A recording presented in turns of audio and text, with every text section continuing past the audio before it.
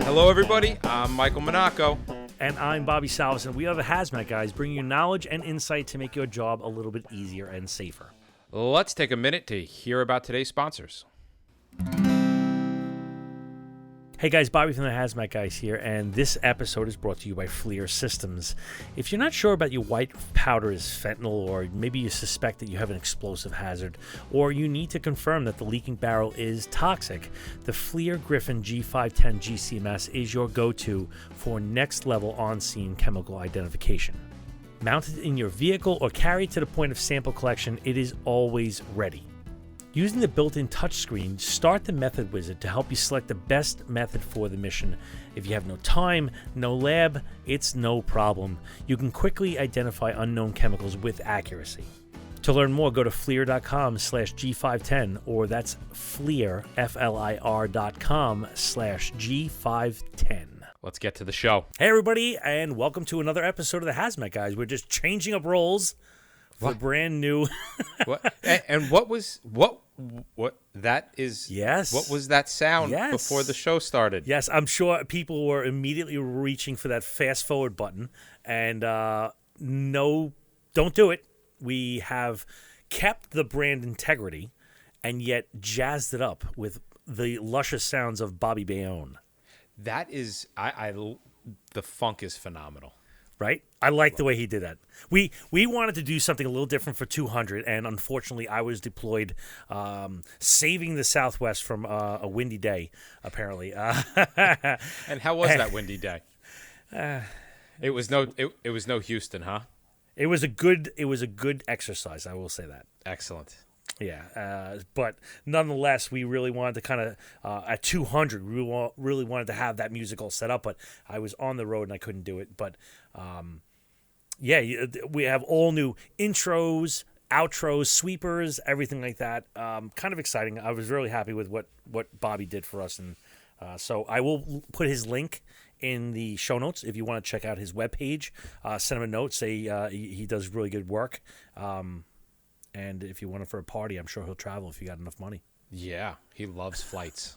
So out there in California, no, actually he was. We were just at a party at Bob's house, and he did a phenomenal job all night long. Yeah, incredible. So, shows. It's the season. It's September of 19. You are going.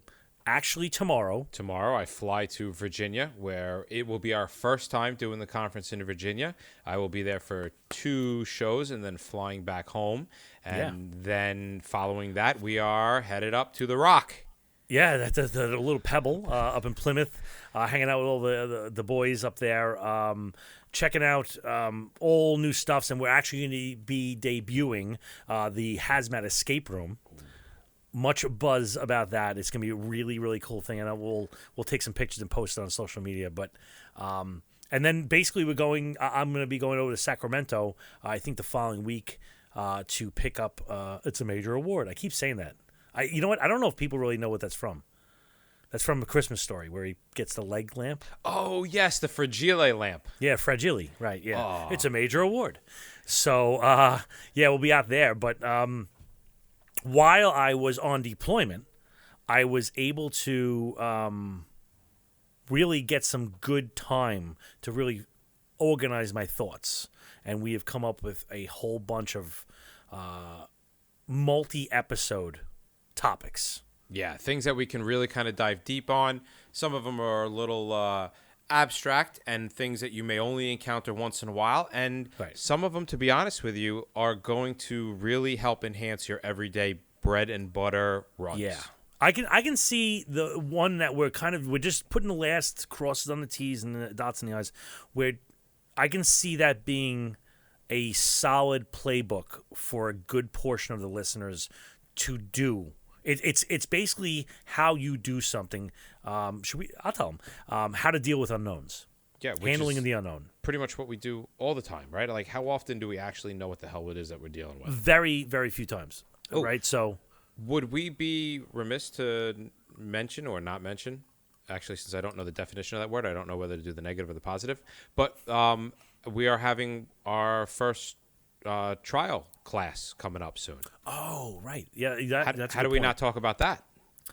Check out either our page, our social media pages, or Federal Resources, but you're going to see the debut of modular metering given by yours truly or our factory vetted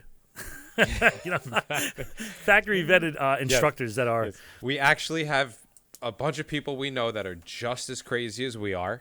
Yes. And we've decided to give them a shot at really seeing what they got. And we really did. We are choosing the best and the people who really exemplify what Bob and I have tried to build and develop over the past couple of years. A different way of style, a different style of teaching, a different way of approaching topics, an interesting way of stitching together ideas and connecting theories and ideas to practice. So totally, we're really looking forward to this class coming up. Yeah, we're gonna put a lot more as details come on. It's going to be in Florida. And it will be October 7th and 8th, I believe, are the two dates that were on social media. So check it out. Give us an email. Hit us up on social media, and we can give you as much information as we can as it comes available. So, Mike, episode 201. 201. We're talking about air reactives. Yes. We've done water reactives. Now we're doing air reactives. We have done water reactives, and there may be a little bit of crossover with water reactives, right? So, all right. So, we sometimes go back and listen to older episodes, and episode 123, we started kind of diving into this one, and we figured, hey, let's pull the brakes on it. This kind of deserves its own show, and we've been so busy that 80 episodes later, about 80 episodes later, we're able to go ahead and talk about it. Yeah. So, all right. So, air reactives, right? When I say air reactives, and there's a difference between air reactives and water reactives, right? But these things, when they get into air, they get nasty. And I think there's a fundamental. People think air itself is the problem. And we're going to kind of dispel a lot of that problems. But technically, they're called pyrophoric, right?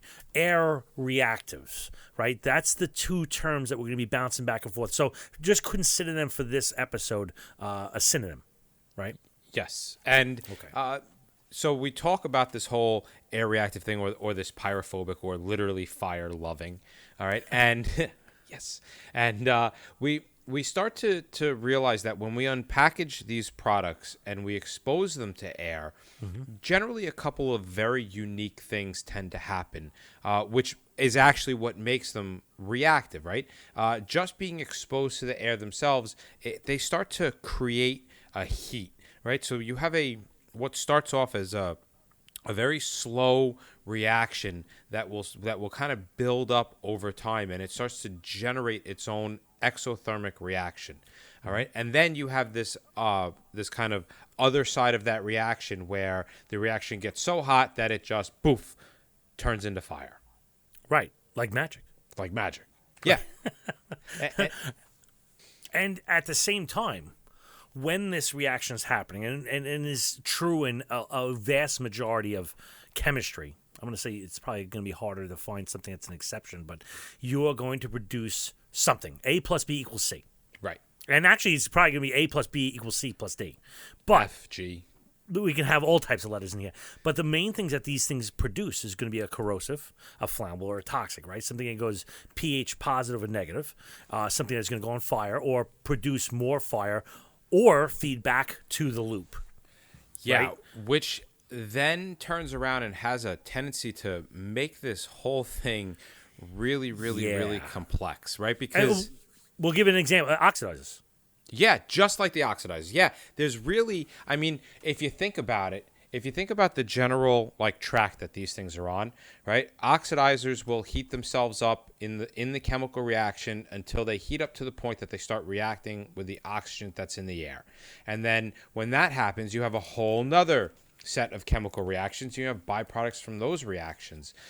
This is really along the same tracks, except instead of requiring an oxidizer and a fuel to come together, you require a compound and the components within the air to do that in and of itself.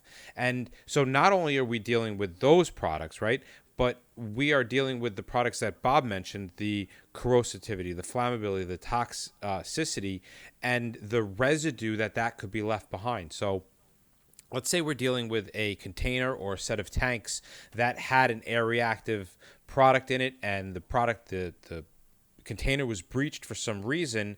Even if you get there and all the reaction is gone, you still have the potential for extremely toxic, flammable, or corrosive substances anywhere that reaction was taking place. So inside the cylinder, outside the cylinder, let's say it was inside of a cylinder and blasting against a wall.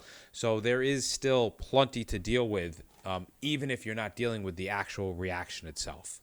Right. So now, Here, let's address one of the gorillas in the room about air reactors, right? Why do they react with air?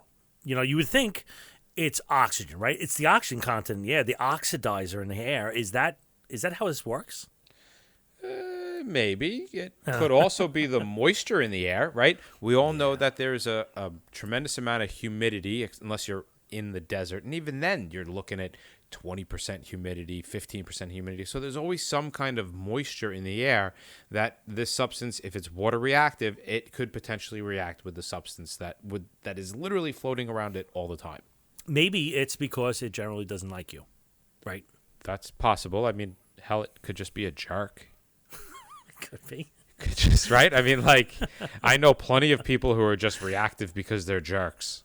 Right, and fair enough. But to start these materials, right, these air reactives, we need only to get them in contact with things that contain oxygen, right? So oxygen, so water and air would both qualify, right? They'd both qualify for this date with destiny. So you're almost kind of saying that, like, the oxygen reaction is the ultimate outcome, but the other stuff that's in the air can kind of help lead it along. Yeah. Okay. So the part that we need to explore then is that air and even water are not pure substances. Right? So let's take air, for example. Right? There are plenty of things that are comprised of air, right? When we go back to our tech class, we look at that pie chart, and it's mostly nitrogen, like 80% nitrogen, and then we've got 20.8% oxygen, and then we've got this little sliver that says like other, and within that other, you have all the other gases that have ever been let out into the atmosphere: carbon dioxide, helium, hydrogen, whatever the hell is floating around. Right, and even in water. Right, if we would say, "Oh, give me tap water" or whatever, there's fluoride added for your choppers, your tooths, minerals, salts, softeners. Name. Pure water, like when we say, what is the purest water? Is it distilled? Distilled, I think, is the purest. Distilled is the purest, and if you get water that has no minerals or salts in it, it does not conduct electricity. No, at all. Because it's an insulator. It's an insulator, actually, right? And so that is one of the things. So even water has crap in it. Hey guys, you've heard us talk about First Line Technologies, Dahlgren Decon Solution, and their FiberTech wipes and mitts.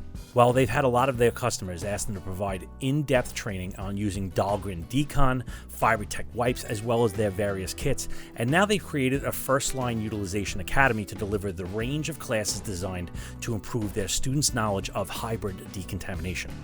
They have a special comprehensive Train the Trainer course designed to prepare trainers and hazmat team leaders to return to their organizations and conduct training. The participants in this course will receive a template lesson plan, a presentation they can use to train their teams, and a quick reference book they can use in the field. Now, class size for the Train the Trainer class is limited to 6 to 8 participants, and classes fill up fast, so reserve your desired training date today. They will also conduct customized on-site classes to entire teams to give everybody both classroom instruction and hands-on experience in using Dahlgren Decon and FiberTech wipes for hybrid decontamination. Call the guys at First Line Technology for more information or to register for a class at 703-955-7510 or email them at training@firstlinetech.com. All right, let's pick up where we left off. Yeah, but a lot of these things we generally considered inert, so we shouldn't be concerned, right? Well, whatever your answer, right? Whatever your answer, the end product is going to be hazardous. However you're going to chop this up, it's going to be a problem. And that's a concern in what we do. Yeah, but here's another nice thing to remember when things start to go sideways. When they do go on fire, some of it will burn with a clear fire, which means that you could just be walking in there and poof, burst into flames. Yeah. I was actually looking at I want to say it was from the 70s. They had an ethanol or methanol fire. I think they said methanol. And it was a racetrack, like a Formula One, and people were just jumping around the track, and they put it to like dance music. And you didn't know, and people just dancing around and rolling around the floor. I thought it was very funny, but well, wait, anyhow. No. Describe that for a second, because I was being a little sarcastic with my statement. But what was it that they were? Why were they? For those that don't know, we always assume that everybody has the same knowledge of an incident. Why were they dancing around? Why can we set them dancing around on a racetrack to music, and it's so funny, and yet these people probably have a perpetually surprised look on their face for the rest of their life. Right.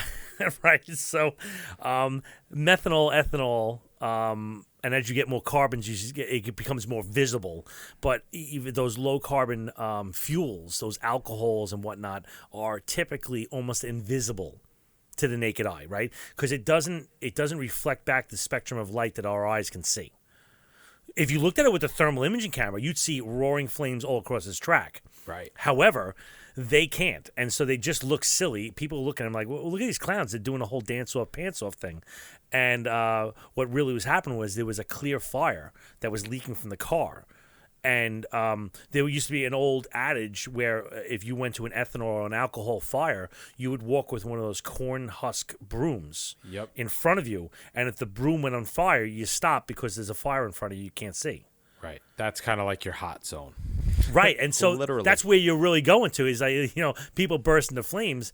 Yeah, air reactives can produce things that are short-chain carbon molecules that can go into the flame range because when you have the shorter numbers, right, you have a lower flash point. Right. So, it's easy to hit that hump. Very easy. So let's take this into another direction. Let's start to kind of define some of these terms that we're dealing with. Okay. So here's two different terms, and these are as per the Department of Energy, right? So they got their heads screwed on tight, the DOE. So these are official terms. Official. Very. Dun, dun, dun. Spontaneous combustible and pyrophoric materials. Two different words with two different meanings. Yes. One has letters that shouldn't go together, and the other is just a nice word. All right? Yes. I'm going to deal with the nice word. Let Bob deal with the letters that don't make sense. All right. Okay. Spontaneous ignitable materials. These are things that are going to ignite, light on fire, after a slow buildup of self-generating heat. All right? Okay. So it's slow to the point of like reactions in science. I don't want to say slow meaning like it could take days or weeks, but if you generally think of like an explosion, like that's literally in an instant, like you're talking nanoseconds, microseconds. Mm-hmm. So you could be, if it takes a long time, it could be 2 seconds. Not a whole hell of a long time for us, right? I open up this material and I've got 2 seconds before it lights on fire. But in terms of science, that's a slow burn. I get it. All right, so and now for my word is pyrophoric. Pyrophoric means it immediately bursts into flames when exposed to air, whatever. Whoosh. Whoosh. Whoosh. All right, so the Department of Transportation, all right, because it's really important to understand what the DOT says about this, because the DOT, remember, is where so much of our rules and regulations stem from, is that Department of Transportation. So a pyrophoric substance that will self-ignite without a source within 5 minutes. Right. Or it'll increase 200 degrees C in 24 hours. Right? That's fast. Yeah, it's pretty fast. I mean, that's not as fast as immediate, right? So are we looking at different terms from different agencies? Is it possible to kind of come across a DOT writing and a Department of Energy writing and walk away with two totally different ideas of what it is that they're talking about? I would think so. I mean, with each one of these terms is different interpretations, and based on those interpretations, you might have wildly different tactics. You know what I'm saying? Like where I would almost read that 5 minutes or 200 degrees Celsius in 24 hours. Like, I got plenty of time. Yeah.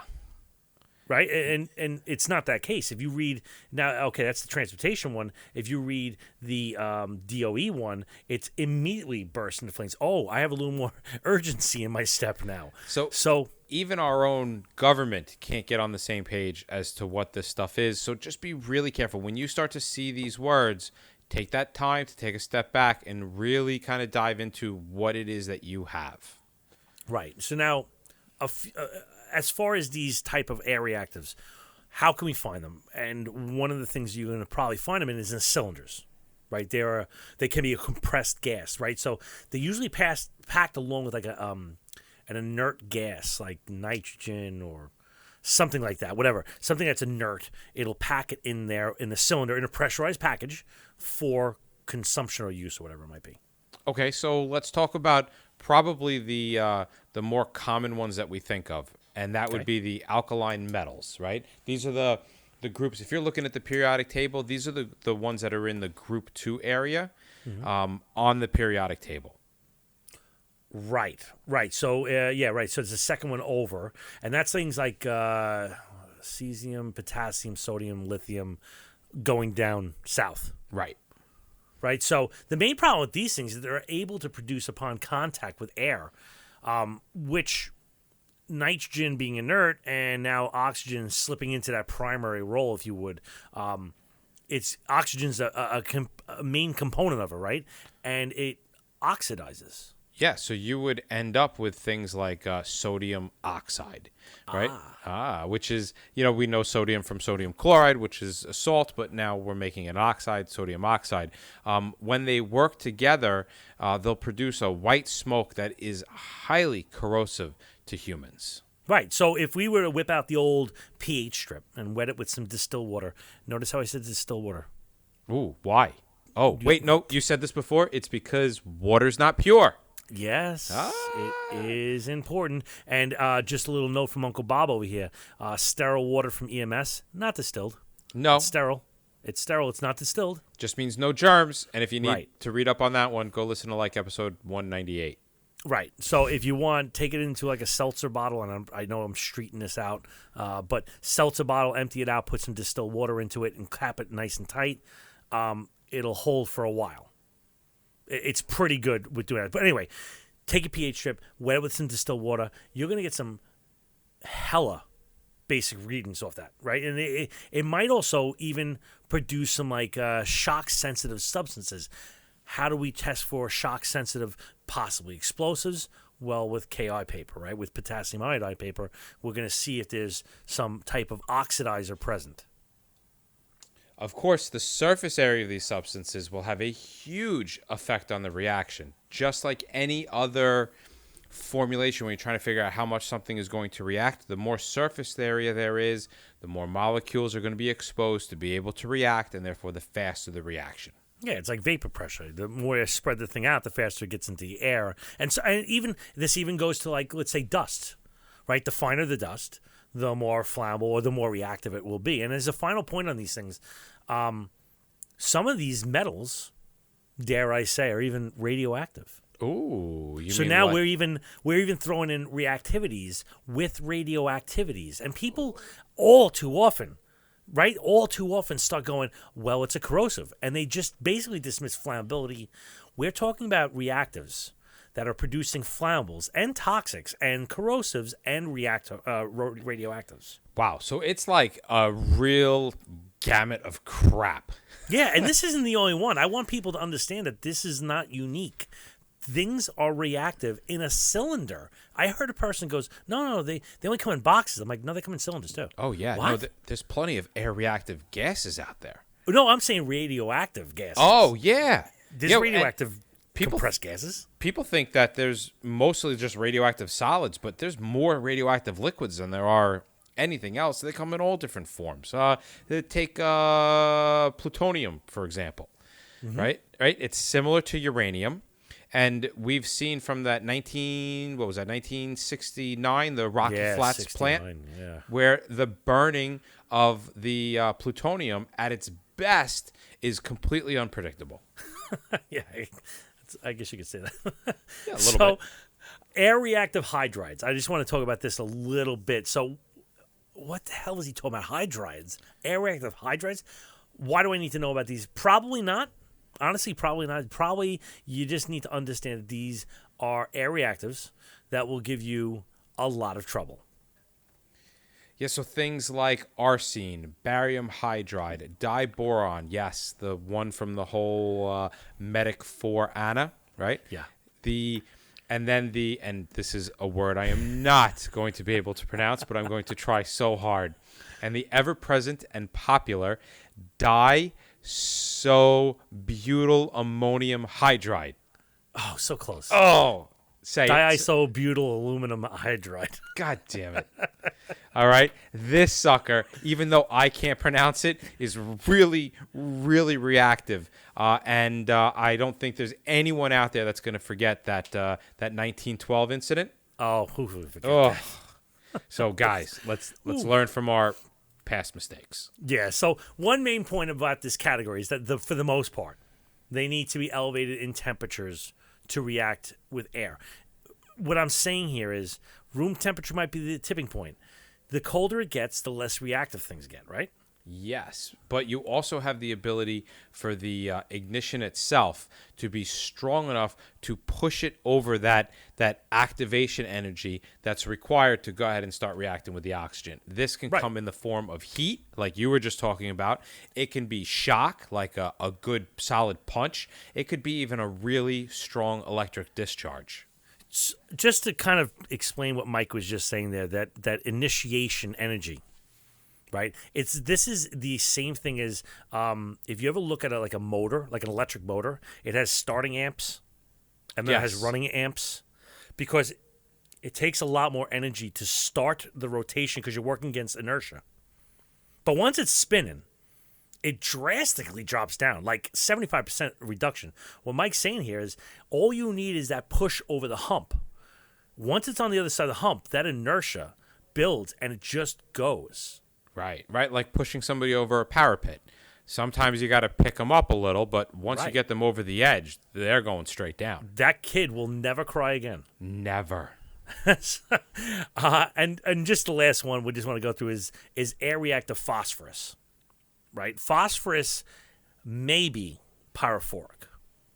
Yeah, but it does depend on that chemical makeup, right? So if you look at the example of like red phosphorus, that is very dependent on not the red part, but the other components with the phosphorus actually reacting.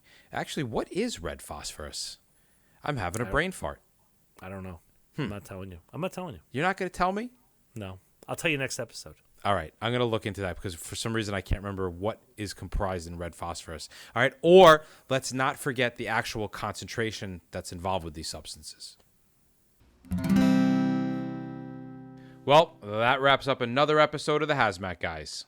You can find us on Facebook, Twitter, and our YouTube channel at the Hazmat Guys, and take a moment to call our comment hotline at 843-628-1484.